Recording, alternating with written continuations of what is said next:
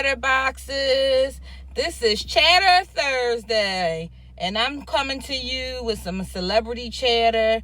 First, I want to start off with Star Brum. If you guys aren't familiar with her, she's Cardi B's best friend.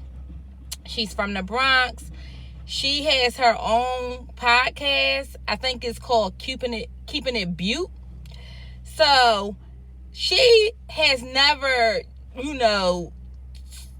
shied away from letting people know that she was a part of the Bloods gang. I think a Bloods gang. I think it's called the Brims. I think it's called the Brims. So she never, been shy to talk about that.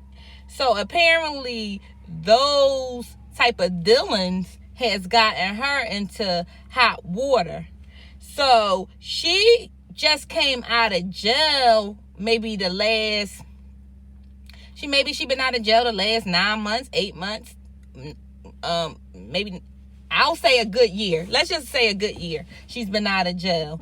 I'm not exactly sure what she was arrested for the first time that she was in there, but sources are reporting that the indictment was handed down for her crew, the Brum Blood Gang crew.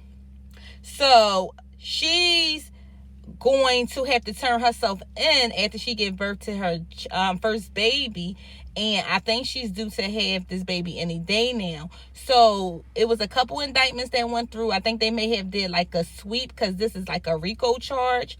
So she is she hasn't been formally indicted because they want to wait for her to have the baby, but she is on the indictment, and apparently they call her the godmother of the street lineup because the one who was previous the godmother, she's been arrested. So they always have someone on the street of high ranking and someone in the prison of the same caliber. So when the original godmother got arrested, Star Brum was made godmother. But now, since she's going to be in jail, who knows, what happens to who knows who's going to be the next godmother. I just hope I don't really know much about gangs, so I'm not even going to talk too much about them. But apparently she is going to be charged with slashing someone in the face. No word of who this person was. Narcotics charges. Everything is going to coincide. So, I don't know if you guys are familiar with RICO charges, and this is a federal indictment. So majority of the times because a lot of people probably say, oh, she was getting money, why would she be out there doing, these illegal things when she was out here getting legal money? That's such a shame. But what people don't understand about the feds, they didn't just wake up yesterday and say, oh, I want to arrest them. They built their case for years and years. So they may have been under surveillance for 3, 4, 5 years. And now that she's, coming to, having success because her being Cardi B's best friend, these charges was going to happen regardless if she was Cardi B's best friend or they got, start popping or not, because they was already under surveillance from the stuff that they was doing on the street. That's how these federal charges come about. That's why their conviction rate is 98%, because they not just gathering up information and hoping to stick. No, they actually doing the work and building these cases. So they've been working on these charges, and when you do the RICO charge, they add up everybody's criminal activity, not just hers. So it's going to be the whole entire entity. That's what she's going to be charged with. She's not going to have an individual charge. That's not how it works. They all going to be charged under that same act, the RICO Act. Now, some people do get harsher sentences, than other, because a lot of times on these RICO cases, a lot of people start snitching. Everybody hold firm in the beginning, but when they talking about them numbers, people start changing. They start changing. And that's when they get those convictions, because they'll pull one person to a side, take them to they all have you like in a federal lockup, but they'll take one person, they'll pull one person to the side and take them to another place and interview them, and basically like, you're faced with this, and if you don't, tell, you're gonna get this. If not, if you do cooperate, you may get this sentence, this and other. And they lie, because sometimes they play those games and sing, because this person already snitching, and all of mind games. And people break. A lot of people ain't trying to do them times. I'm not advocating for the snitching and stuff like that, but we got to be real. This is what happens. We seen it in the 6ix9ine case.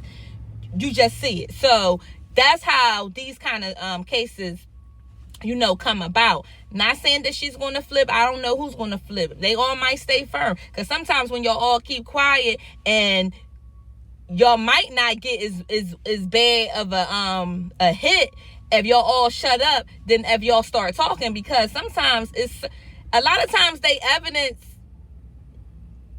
can stick, but they need somebody to drive it home.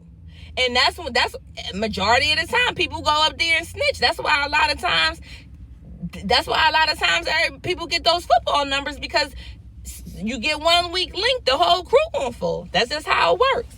Anyway, I just feel for the baby, because no one wants to be with have to go to jail and leave their newborn child. You give birth and you not there to to be with your newborn child. That got to be devastating. But you knew what you was out there doing too. You know what I mean? You knew you wanted to be a gangster, and so that was the choice that you made. I feel sorry for the baby, but you knew what you was out there doing. Anyway, moving on. It's a couple sad stories that I want to touch on. The first one is the rapper Pop Smoke. I can't sit up here and say that I really knew who he was. I only came to know of him in the recent maybe month or two, because I know he had a recent arrest, and a lot of people was talking about negative things in regards to surrounding his arrest. But I can't say that I ever listened to any of his music, because that would be a lie. I never heard one song of his. But it is a loss of life, and it's in a tragic way. And my heart goes out to his family and everybody, that's affected by the situation. People have to stop with this gun violence. They taking away our youth, man. They taking away our youth, and it's just getting worse every day. So apparently he had a rental house up in LA. Matter of fact, the rental property was owned by someone on Real Housewife of LA, Orange County. So apparently he unintentionally flashed the address of where he was staying, because I think someone sent him, some packages, and he was showing off like the packages, but unintentionally, posted his addy. So they thought that it was like a robbery going bad, but now I just read reports saying it was like a targeted hit, because they said everyone that looked at the surveillance I think it was three or four guys, and one of them went through the back, and he wasn't seen again until he exited from the house from the front. And they think he's the one who actually did the murder, and when he came out, he didn't have anything. So they intentionally went there to murder him. Someone put a hit on him. It's unknown as to what he was into. I guess as the investigation goes on, we'll learn more. But I don't know if he was in the streets. I don't know if he had enemies. I don't know anything of the source. All I know is someone took his life in a tragic way, and that's concerning. You know what I mean? Like, as a parent, as a black person, not even a black person, because every race, everybody get affected by, gun violence. It just have to stop. People have to stop. Use better ways to deal with what you got going on. You know what I mean? You just got to take somebody's life. What gives people the right to think that they can just take someone's life? That bothers me more than anything. Who gives you the right to think that you can take somebody's life? Come on. So a lot of rappers has, been giving their condolences. You had Nicki Minaj. She gave him condolences because she actually did a song with him. I think she was one of their known rappers early on that did a song, because he was really up and coming. And she was like, jealous. I think her post said jealousy is worse than death. I think that's what she said. And that was some real shit to say. Like, people really be jealous to their core. That's sad. Like, they be jealous. Like, you can't even have nothing these days. Like, for real, I'm not entitled to nothing. Oh my goodness, that's a shame. He was only 20 years old. And Meek Mills, just said rest in peace.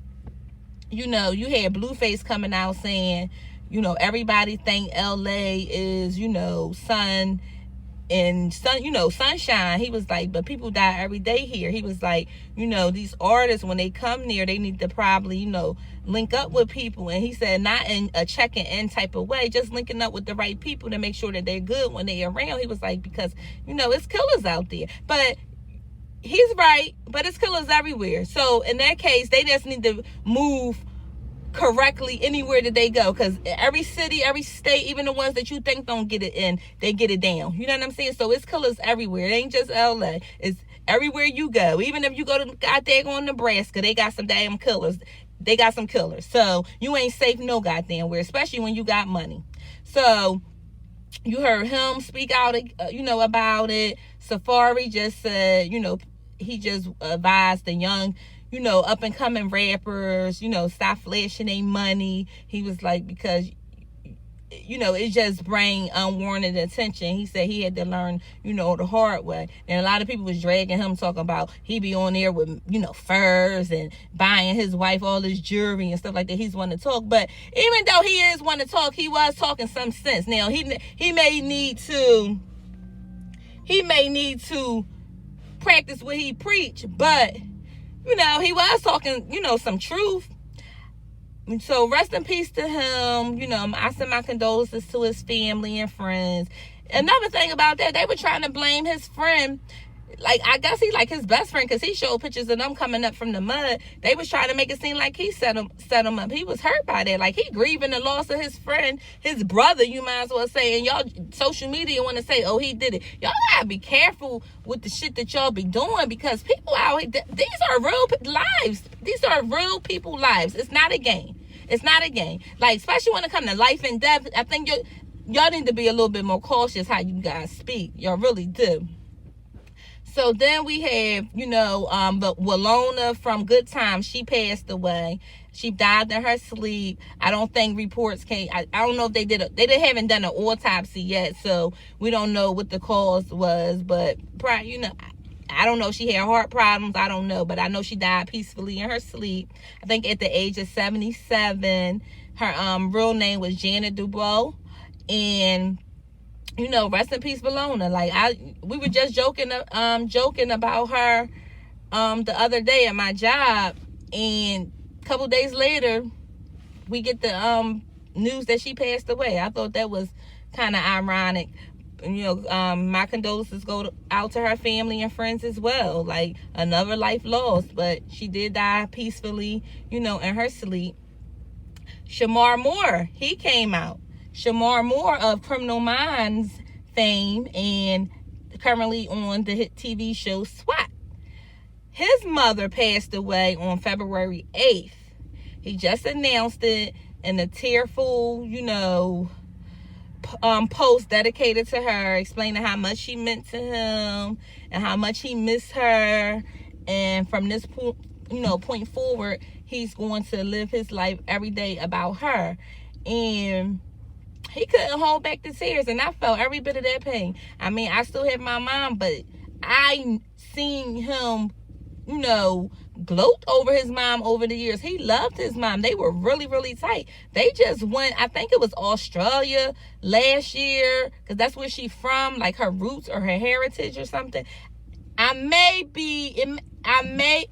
it may be Ireland. I may be wrong about the region as to where they went, but I know they went back to wherever her heritage was, and they spent like a month over there, like, and just reconnecting, learning new things.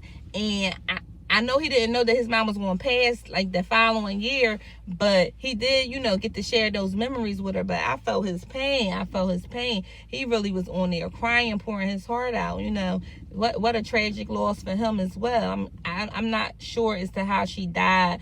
I know she had MS, so she could have, and she was in her 70s, so it could have just been complications of that, or just, you know, being older. But rest in peace to her as well. My condolences go out to Shamar and, you know, the family, and hopefully they can get through this situation, and, you know, hopefully, you know, he just be better for it and just don't let it bring him down.